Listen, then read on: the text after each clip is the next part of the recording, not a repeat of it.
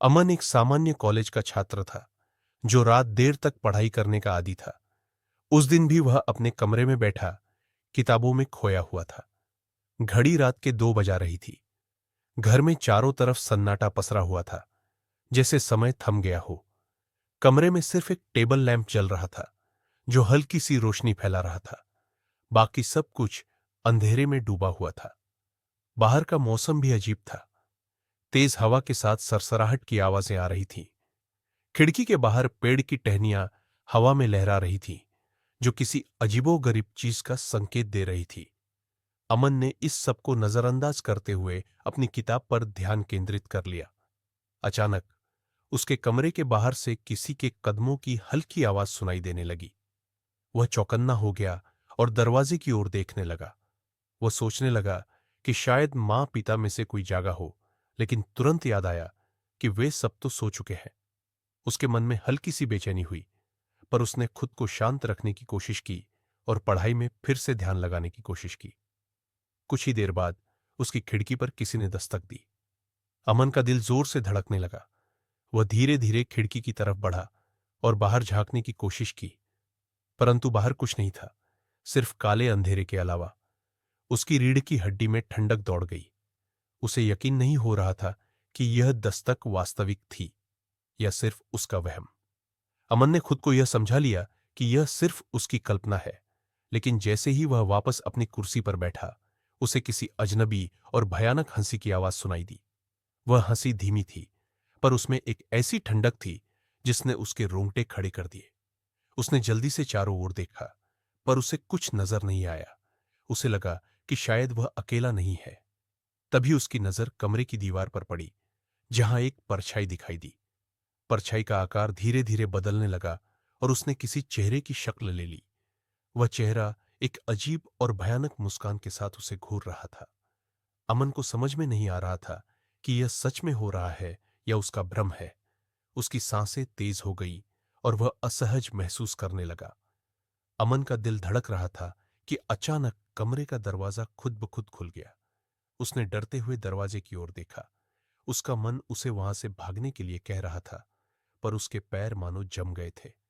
दरवाजे के पीछे कोई नहीं था, बस अंधेरे का गहरा साया था जो उसे अपनी ओर बुला रहा था। दरवाजा खुलते ही कमरे में एक ठंडी हवा का झोंका आया, जिसने उसके शरीर को कंपा दिया।